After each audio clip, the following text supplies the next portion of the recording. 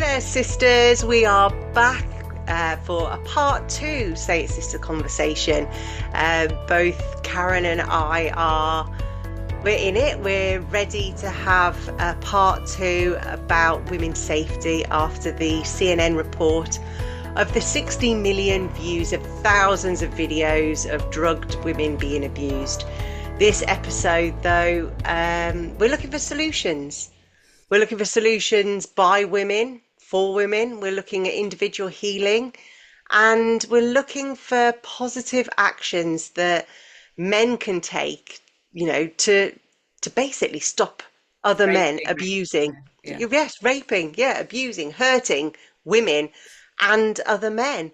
So before we get going, it has been a few weeks since this story landed.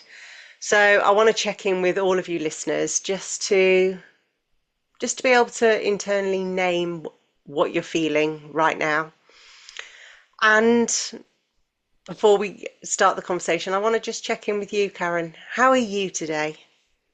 Shaky. I'm a little bit better now because we've had a bit of a pre-conversation, but it's definitely brought up a lot of micro stories and big stories too. These stories are my life experiences, so it's definitely affected me in a very deeply intense way, even though I've done years and years and years and years and years of deep healing around the area of sex and sexual crimes. So it really takes me into a place where I go, God, this just does not get any easier. Whilst I can go away and do the healing work and I can regulate my nervous system, and I know that I have a huge power inside me and a huge capability, I can cope with a lot and I can support others to manage theirs. So I know all of that is true, and yet it takes me down.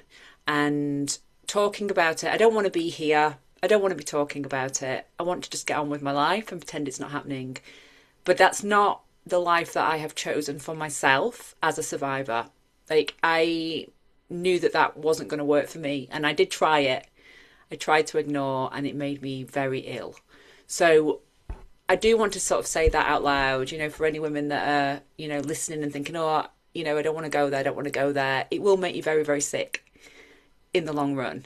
I was lucky that the sickness came quite quick and I had to deal with it. But when I looked at my life, I realised that I'd hidden so many things and ignored so many things from myself that I was too scared to go there. And, sometimes it takes something to open the door back and go back and do the work. That was definitely my experience. So I want to say that if you're listening, if you're looking in and you're thinking, I can't ignore this, perhaps there is something there for you that requires your attention. And through love and compassion and doing the work with experts, we're going to talk about support, aren't we, later, that you will be able to create a sense of acceptance, a sense of relief, but you'll never forget it. And that's what I want to say. And I don't think we're designed to forget the things that happen to us that change us, change our lives. So that's where I am. It's a lot of words from me. Lucy, where are you? Um, I'm in a space of, I would say, a bit more hope than I had before. I'm still very angry. I am a bit shaky as well because memories and feelings keep popping up, and rather than suppressing them, I'm meeting them, and I'm like, okay, yeah, I haven't seen or experienced or remembered you for a little while, so yeah, I'm letting them come up. But after we recorded episode one, the intention was to record episode two, and I just said I can't do this. I need time out, and I feel like that's where I've been quite a lot over the last few weeks. It's like step in, but then I have to retreat and process and look after myself. But the hope comes because there's this collective energy that I feel building. Women are sharing, they are making suggestions for solutions, and every story that is being heard is being expressed, should I say, is being heard and validated. Yes, there are the trolls. Yes, there are the men and women, but mainly men who are just getting stuck on the, well, was it views or was it people or da da da? Who cares? the women who are stepping forward and saying, even just putting a love heart, or a caring emoji next to somebody's comment where they've said this happened to me, or I get this. That's what gives me hope. The women are gathering, and I know personally that when I try and do this life thing on my own, everything feels harder. But when I see other women supporting me, talking about their experience, it makes me braver to be able to share my own story. And although it's been tough remembering stuff from my past, I don't feel alone in it anymore. And so that's why I would say overarchingly there is hope. And so with that in mind, I wanted us to spend a little bit of time just talking about some of the things that women collectively are doing or suggesting or gathering to do in this horrible, horrible time that we are living through. I want to Um, say I love this about you because I'm a deep feeler. Not that you're not, because you are too, but I go into the feelings and I stay there like in the washing machine for quite a long time, and I come out the other side and I get into action. But you're like, you always bring, I mean, I'm an optimist, but you're supercharged optimism. Like yeah, you go even beyond what I go beyond. And I love that about you, and I love being in the space with you for that, because you'll always go there and find, these glimmers that are there that are all around us. And you inspire me for that. And I'm grateful. So I thank want to you. say thank you for that, because this is so needed in the world. We do need to talk about the glimmers of hope, the glimmers of positive action, and how we're changing things and how things, yeah, let's just stick with that, how we're changing things. So come on, Lucy, load me up. Okay, so and I will just say thank you for that. I've always been told that I am one of those natural leaders, but it's because I lead people and myself and everything that I'm doing towards hope, because there's always got to be a better way. But what we're now seeing is other people starting to believe it too. So some of the things that I have seen happening, gathering, well, there was a call for a database to actually let's name our abusers. Now, that's good if you know the person's name, but even just going on there anonymously and saying this happened to me and just stating it out there for the record is incredibly empowering. And rather than having 62 million views of stuff, there may just be 62 million testimonies of this happened to me in my lifetime. And there was one where, and so a website was set up. It was very much in the States, because it said, it was literally name, city or town, and state where it happened, so that people might be able to go back and say, am I dating this man? Is this somebody who I've like swiped Yeah. right on? Now, in the UK, we've already got a database, but only for convictions. So there's Claire's Law and Sarah's Law. One is for men who have been convicted of hurting children, and the other one is for men who have hurt women. So you can already go and look at that. But actually, we know that a lot of these assaults are happening while we're asleep and we don't even know about it. And a lot of women do not report They as don't. well. And so there is that side of it, like that lives inside each woman, I think, when you don't go to the police and you don't, go there and say, this has happened to me. But there are so many reasons why women don't. So let's add some compassion in here. If you think that it's 1 in 3 in the UK, that's the stat. We know it's much more than that. Yeah. So there's that side of it as well, isn't there, where these names are not going to the police. And then to get a conviction, it's also extremely hard. So, which is why it's been really empowering and hopeful to see. I mean, it's happening over all of the social media platforms, but over on Threads, there's been lots and lots of different threads forming where women, predominantly women, have started to just say either a name, or they've been omitting the name and saying, I was 22 and this happened. I was walking home and this happened. So they're starting to share their stories. And the reason why this gives me so much hope is because before we were silent about it. We were scared to speak up because you know how the press, the courts, the police, they're conditioned to go after the women. Oh, she's just after the money. Oh, she's a home wrecker. Oh, she's jealous. That's why she's trying to ruin a man's life. Whereas now we're just saying, no, we don't. In fact, we don't trust the legal system to convict this men, but we're just going to name our abuse. Yeah. So that gives me hope, because then it's like, okay, there's the 60 million over there. Here's another 60 million that actually is empowering for women. So it's entirely up to any of you listeners what you do with your information, because it's yours. But what I would say is, go have a look if you feel strong enough, because these stories are actually incredibly empowering. And one reply really, really stood out for me, and it was an 82-year-old woman, and she said, "You generation inspire me so much." She said, "Back in my day, when it happened to me, the last thing you would ever have done is spoken to anybody." And she says, "And this is the first time I've ever said out loud, it happened to me." And she said, "And I was 19, and I was whatever the story was." And she just said, "Thank you." And I thought, wow, this isn't just about the young women. It isn't about Gen X women just like coming out and fighting. This is impacting women who have lived for 80 years on this planet and have never told a soul.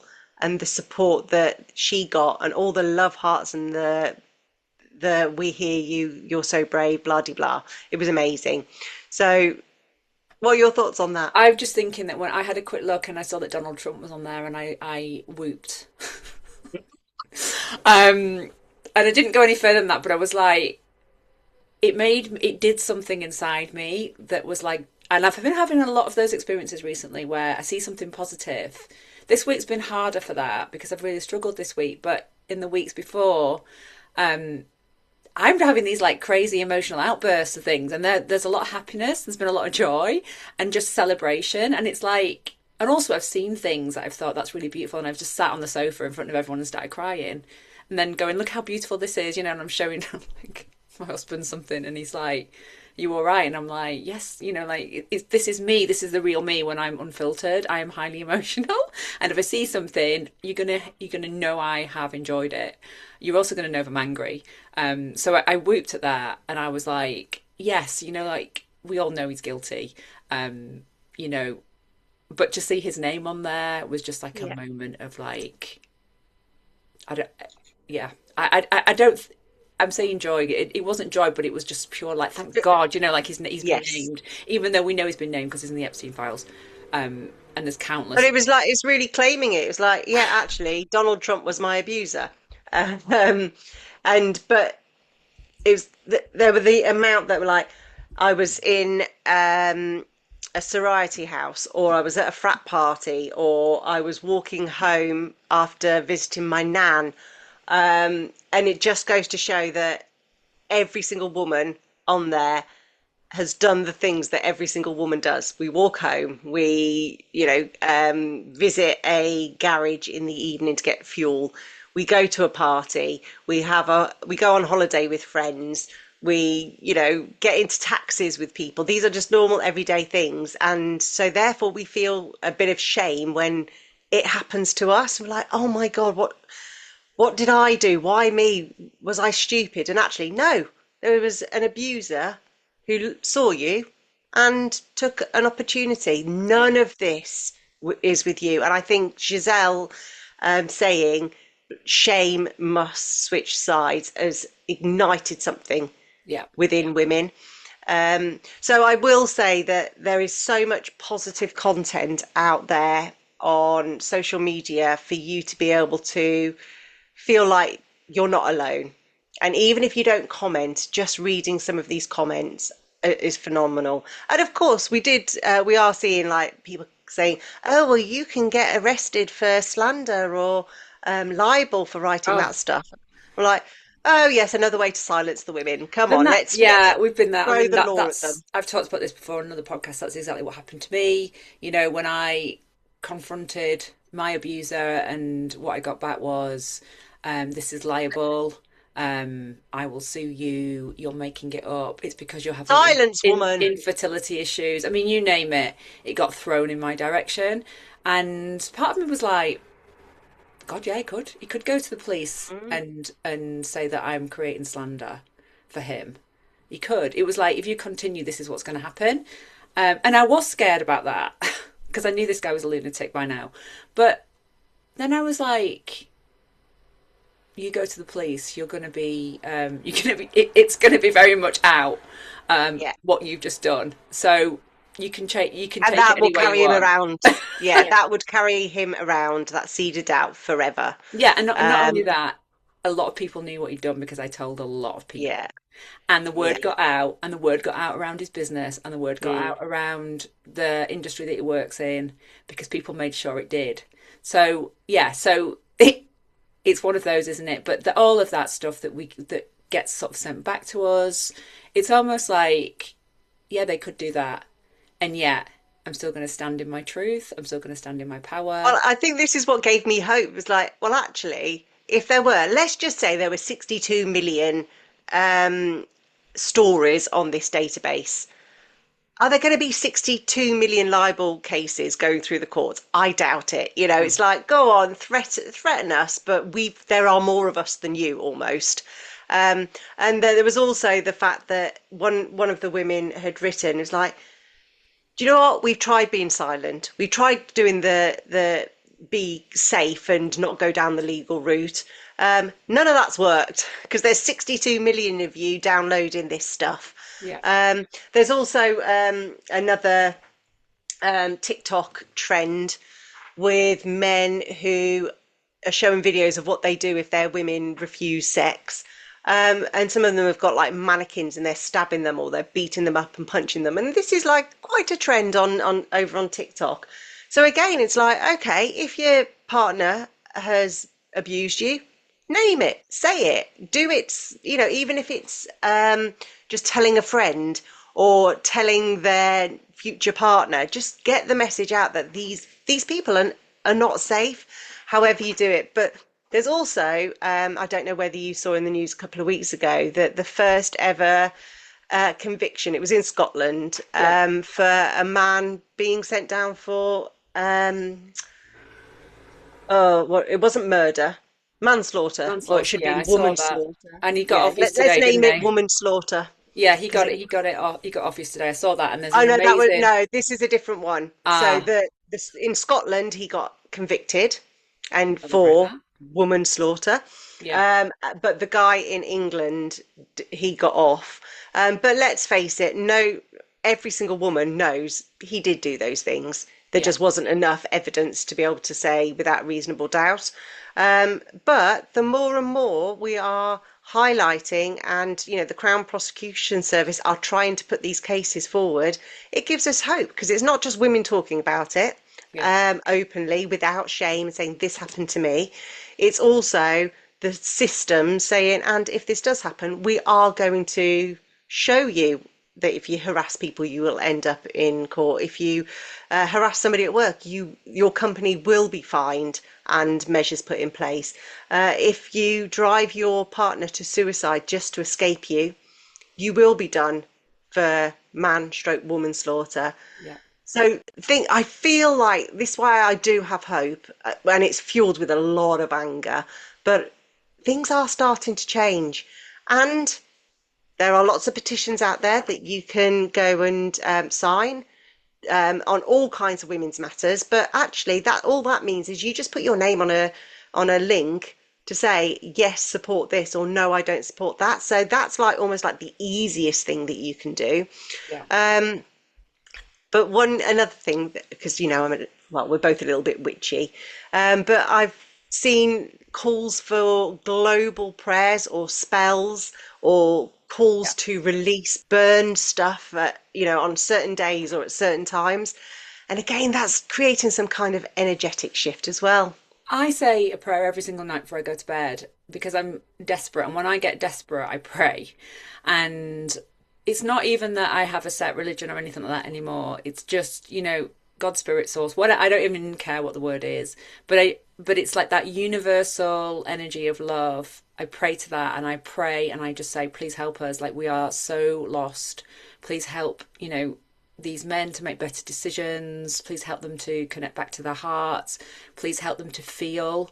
the devastation of what they're creating. Like I get into it, and because I'm like, I really, really want the world to be differently, and I think this is where I get into this very shaky, despairing energy, which I have to feel it to release it. So I have to go into it. I cannot ignore it, and I do go into it, and then I get out the other side. But it can take me a bit of time. But if I can sort of add my hope and turn it back into something else, and that night prayer for me is becoming a solid place to go. You know, I've even been to church the last two. I've gone back to church and I went with my mum the last two Sundays. I started Easter Sunday, not because I'm particularly religious, because I'm really not these days, but it's to go into a space where there's a lot of silence, there's a lot of reverence, people are praying, there is hope in the messaging, there's incense being wafted around, I like the smells, you know, and just to be there next to my mum, which I feel is very, very important. There's a significance in that for me because she's getting older and older and older, and being like, for this 1 hour, we are together, she's very religious, I can support her in that, and I get to go and do whatever I need to do internally. And it's becoming like, it's just 2 weeks in, and I feel like this is a positive movement for me, because it gives me space, it gives me quiet, it gives me the sense of zoning out sometimes as well, and being away from the home. So I've started to do that, and I can't quite believe I'm saying it out loud because it feels quite abstract still. But yeah, anywhere I can go to now where I can find that sense of peace, where I can feel like I We can need it. We ask for all need that something peace. bigger than connect to something bigger Yeah, than me, ask for something that's yeah. bigger and more important than me, and really get into that. So I'm playing around a little bit with it and trying different things, as you know, but that's been something that has really helped me, just to be like, Mm. get out of your pit, Karen, get out of your pit, feel the feelings, and get out there and start connecting to something that is going to lift me and hopefully have that. We talk about the ripple effect all the time, don't we? Like, I want to be part of the positive ripple effect, and I do everything that I can to be part of that. But Um, equally, the women's peer circles that we do through Wise Women Lead is exactly that. It's that gathering, creating that safe space where women can gather and go through that processing, say what needs to be said, and then shift something. So when they leave the session, they just feel something has transformed within them. And yeah, I go to my own women's circle every month. I also go for my nature walks, often alone in, complete silence. So whether it's a church or, I absolutely advocate getting a women's circle together, even whether, I don't know, it's a bit of Prosecco or it's a bit of knitting, walking, hiking, dancing, whatever your thing is, we need women to gather. And you it's standing by your mum is just beautiful. yeah, and for me, it's. I mean, that is one form of expression of how I can, like connect in words, but be next to her. So I'd go anywhere really. If she wanted to sit on a park bench, Yeah. I could do that for an hour with her and get what I get in that space. So that's important. But the women's group thing is really important because it's that loneliness. Like, is it only me?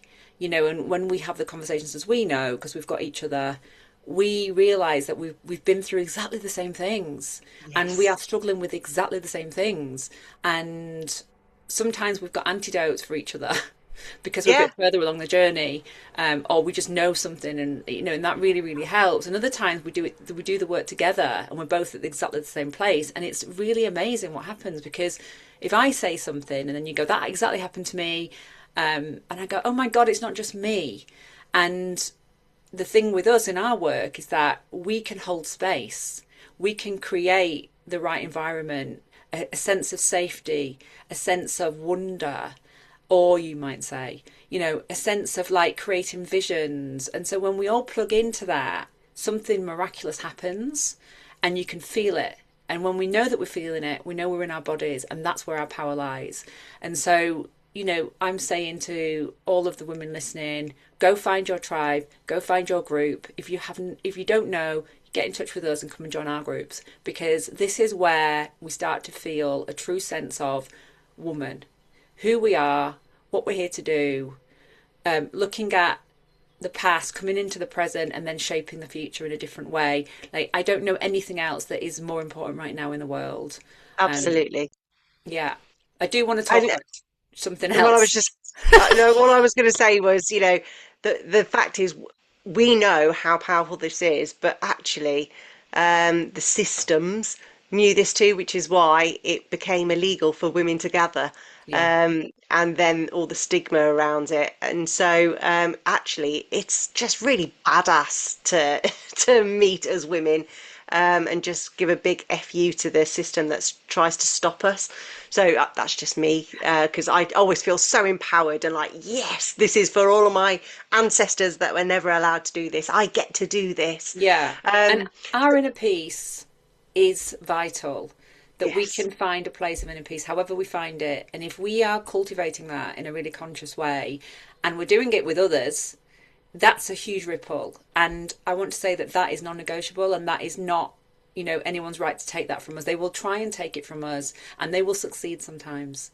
That it will be gone because something's happened. However, when we return, we do the work, we acknowledge what's happening, and we go deeper and deeper, and we transform.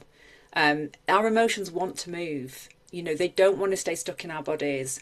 That's why we get flashes and we don't know what to do with the flash. Like, it might be a flash of anger or jealousy or whatever it might be, and we don't know what to do with it. And so we're like, oh, and then we get rigid and tight. But it's coming up. It needs permission and space to go, to be moved through, and to get the message and to move out. So this is also really, really important, and it's what the patriarchal system does not want us to do, because women who can handle their emotions, who know what to do with them, who know how to get the messages, who know how to form groups together and organize themselves, well, that's a threat to them. So, and I also want to say, like, inner peace and happiness is the other theme that I see coming through a lot, where it's like, I'm just not happy. Like, I have lost something in myself. I'm not happy.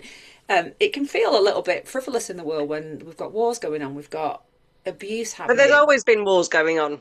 Nothing Yes, changes. there has. And so there is something again about, like, plugging back into those higher senses, those higher frequencies and emotions, that it's like, who are you not to do that? Because this is also part of our makeup as human beings, that we get to choose and we get to create and we get to wake up. It's really, really important. And I just refuse now. I will go into despair, but you can guarantee that I'll do the work that gets me out of despair, gets me creating, moving in a different way, and gets me back out, up and out, so that I can live my very, very, very, very best expression that day. That's something that I promised myself, and that's something that I will continue to do, and no one's going to take Say that away it, from me. sister. That's what I got to say to that. Absolutely. Um, let's just touch a little bit on, because we've talked about the groups and gathering as women, and um, so powerful, but there is a lot of support that one can do to help their individual journey, so that they can get to that space where they know how to release and how to get creative and how to move. Now, I know for you, you did lots of trauma informed therapy, Yeah. and you do tapping. Do you want to just speak to that briefly before we then go on and talk about some of the others? Yeah, absolutely. For me, the EFT based tapping with scripts and keywords, and also using like the feelings in the body, and getting into, like, even shame, for example, like, it coils itself around us and it can hide. And so when we start to do deeper work, things can start to rise, and it needs a place to go. And for me, the EFT based tapping, and really sort of consciously saying, this is not my shame, this belongs to you, and you name the person, and you see the person opposite you, and you hand it back. And that might be just like, feel it, because we acknowledge it first. We say, I'm holding this shame, and when we tap, the body and the mind work really well together. And there's these different key points. Acupuncture works into the same areas, and it just helps the body to go, oh, this is what we're doing now. It's safe for me. This is my space. It's safe for me to let these things move through. The brain gets involved because the brain is part of the body. They work together. The words that you say out loud, the body allowing things to move, you know, visualizing, seeing, handing the things back that were never ours to carry, shame being the one we're talking about a lot today, and something happens, there is like a feeling of release. And when we do it with another person, we know we're held. And Well, I do it in my women's circle. It is an EFT group. And so when you've yes, got 6, 10, 12 women all tapping and saying it together, we're all going through our own releasing of whatever we need to release, but everybody feels lighter as they leave yeah, after 2 hours together. absolutely. Um, so again, I wanted you to share because you've done so much of this and you practice it regularly, whereas I just wanted to just say to everybody, yeah, it sounds woo woo, but actually, modern medicine and whatever, it doesn't work for all. It's not accessible for all. So, actually, this is just something that you can do either in a group with a trauma-informed EFT practitioner or just do it on your own. It is absolutely liberating. Yeah, and So, there's yeah. obviously there's the counselling route, which I've also done, which has been brilliant and really, really supportive. There are so many different forms. I think the thing with the holistic work is it's very much body, mind, spirit, and soul coming together, and that's really important, supplemented with other things often as well. And the thing with traditional medicine is that's often about suppressing the feelings, numbing, minimalizing it so people can function and actually cope with everyday life. And there's definitely a place for that. It's not a route that I've ever taken because I felt like if I do that and start shutting down my emotions, I'll probably get really sick somewhere. So for me, that was never an option, even though I have thought about it so many times. Like maybe I should just take a pill, maybe I should take a pill, maybe that will help me with my pain. But actually, I always look at myself and go, you've got the tools, you know who the people are to go to. No, that's not the road that we are going to take. But I do see that for many, that is their option. But I would say supplement it with other things, do the talking therapies, just commit to yourself that no matter what, you will take care of your own needs because that's ultimately what we're here to do. We're here to heal, not And to forget. yeah, part of this podcast, us coming together, was from you and I processing our stuff together. We were talking about it and then we moved on to recording it. So even by listening to this podcast, you are doing some form of self-healing. And then start writing. I'm an avid writer now, and I keep all my journals. I never go back and face them, but maybe one day I will.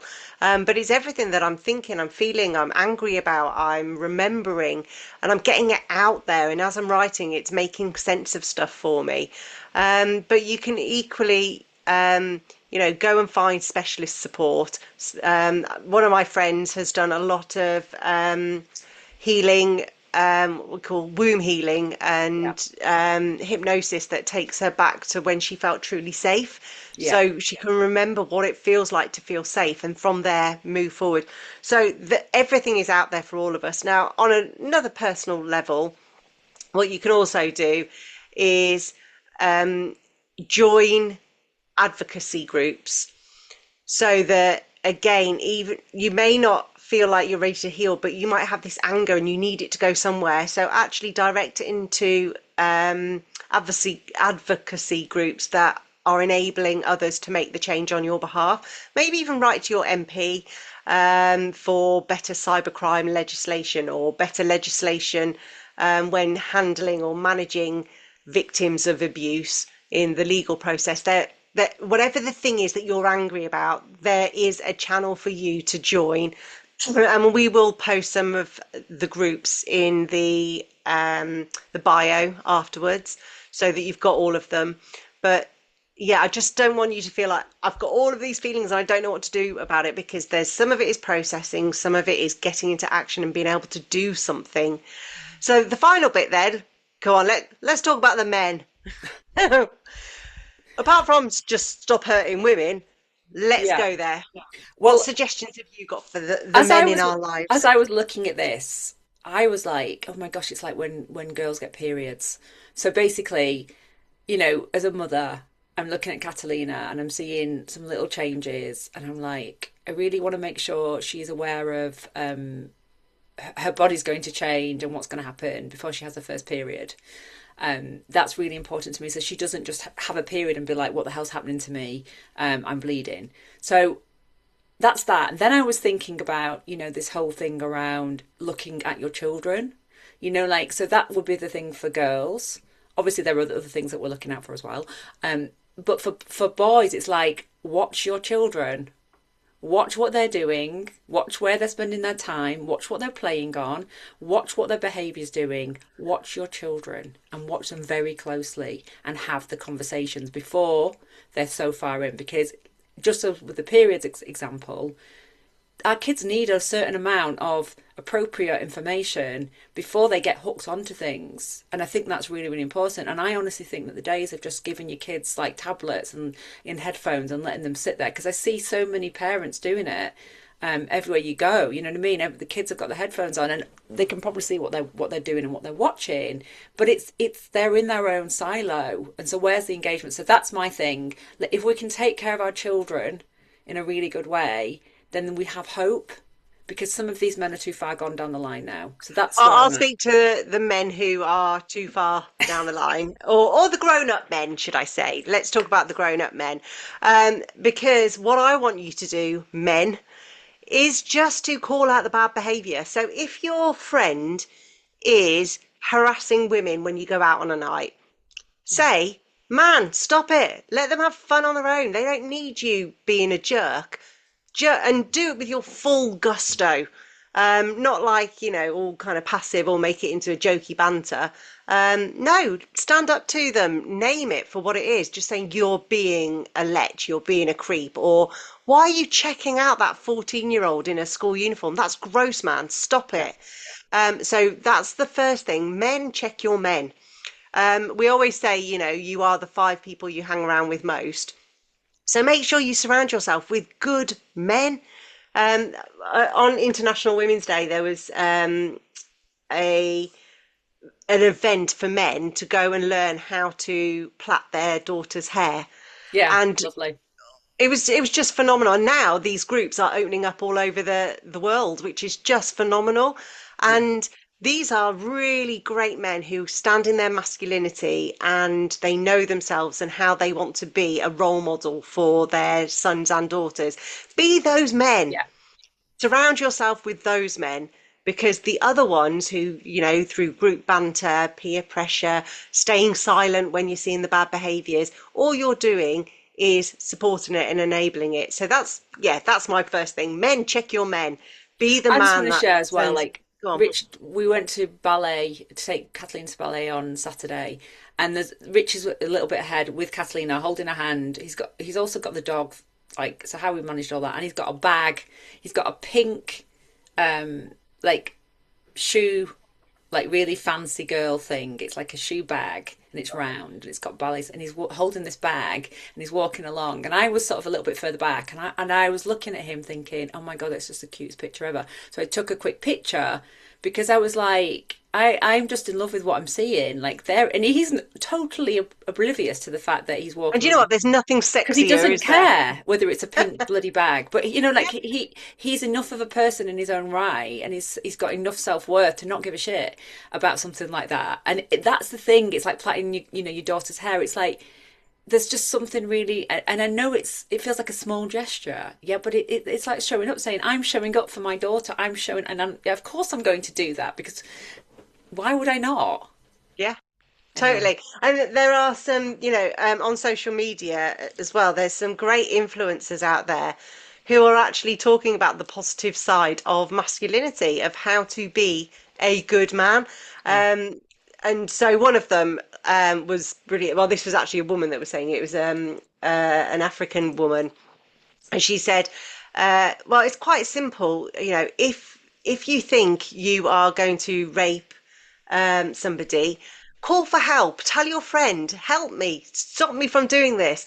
Blow a whistle. Get first aid to, stop you doing these dreadful things. And it's just like so simple, isn't it? It's like, actually, if you think you're going to rape somebody, go get don't. help.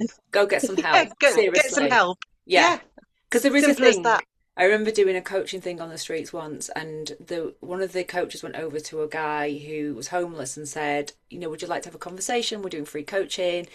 And so we did a coaching conversation on the street with this guy, and the guy said, thank you so much, because when I go quiet, I know that's when I'm going to do something bad. Mm. But having the space to talk with you has helped me to sort of move through that. And now I know that I'm not going to do it. Now, what he was going to do, no idea. Mm. But it's that, isn't it? It's that. Like, if you Men are need to be in able to this, talk to men. take a look at yourself, Yeah. see how deep you're getting involved, and then think, hold on a minute, what do I need that's making me think that this is plausible and okay? What do I need to do? And then go do your work. Because it's the only way I can see. I just don't know how anyone can get out of this sort of crap without going doing your own personal work. As simple as that. Because Oh no, this is they their need to fault. do their work, but they also need male role models who are talking openly about them doing their own work. Um, Whether it's them going to therapy or them reading books written by women. Well, who'd have thought it, you know? Yeah. Because everything is still through the male gaze. But when men watch, read, observe, listen to women's stories, they start to grow some empathy.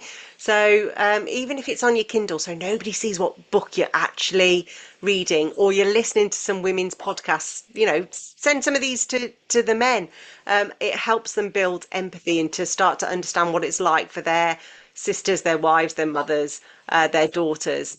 And I would also say to men, speak up when you're witnessing harmful behaviour. If you see a bloke treating a woman badly, even if you don't know them, they don't need to be your mates, but sometimes you just need to go over and just say to the woman, are you okay? Yeah. Yeah. Do you need any help? Do you want to just take a pause here and focus your energy on her and just say, I'm here for you if you need it? Because this is the protective energy that we want from our men. Yeah. Just to say, you're not going to go and start a fight with him and put the energy on him. You're actually just going to make sure that I am safe first. Yeah. Um, Believe her. Don't try and mansplain statistics or data or belittle her or make gaslight her into saying what she's saying isn't true. If she's saying something about her lived experience, just believe her. The number of times, well, why didn't she go to the police? Well, why don't you ask her? Why don't you just genuinely listen without judgment? Just be curious. Why didn't you feel safe enough to go to the police? Because I've never been to the police with Yeah. regards to any of my harassment or assaults, and I have very valid reasons. Same. Yeah, so just ask. And for a lot of them, I didn't know the answer. I didn't know why I didn't, but actually now I know it was Now you know just the answers though, it's don't you? it's Time fear. gives you that. Yeah, Just absolutely. fear. End of. And the other thing I would say is men support women-led initiatives. Call yourself a feminist. Amplify the voices of women who are actually doing great work. Um, because unfortunately, men don't really listen to women, but men listen to other men. So if you are supporting, amplifying, making really positive comments on posts about women's experiences or advocating, men are more likely to then see it as a social norm that, oh, okay, it's acceptable to behave like that. So just be that dude, please. Yeah, and I mean, that does bring up one thing for me, which is about if you are a woman who is struggling with this, then speak to your partner. Because if he can't have the conversation with you, then there's a problem. Yeah. I am speaking to Rich about this. He doesn't really want to talk about it, but I just can't help myself because I'm like, it's coming through, and I'm like, this is really affecting me. And he'll listen to me. He listens. He doesn't really have much to say, but he does listen, and I know he digests and processes it all. Um, we're just different in that way, but it is important that we can have these conversations with our partners, because if we're living at home with somebody and we're going through something that's extremely painful, you can choose what you want to share. You don't have to go into graphic details, but you can certainly say, this is affecting me, I'm deeply upset, and what do you think? That's what I said to Rich. Like, what do you think? And he's like, I'm shocked. So we talked about this in the last one, but I do think it is important that we are able to have these conversations, and if we can't, then we sort of need to ask questions about that. Because why should we sit And in silence? that's where we will put things like End Violence Against Women Yes. Coalition or Victim Support, Survivors Trust, Women's Aid. We'll put all of those details in our show notes, because if you can't talk to your partner about it, or if they're the ones that are actually doing the Yeah, harm, you need another outlet. absolutely. We're always here if you want to drop us a note. But equally, we will signpost you to where you can get some help. So that's the end of this conversation. And I've got to say, I do feel better than the last conversation, because this one is a bit more hopeful. Like, there are things that we can do to change this, these glimmers of hope. But I'm going to let you sign out, Karen. We want to say that we refuse to let the terror silence us. And we also agree to take time to process how we're feeling. We want collective action, vision, and support. We want to end this now, but we know that we've still got, a big long journey ahead. And we want to say that we're here, we're healing, and nobody's alone in this work. We're all together. Thank you for listening, and keep saying it, sister.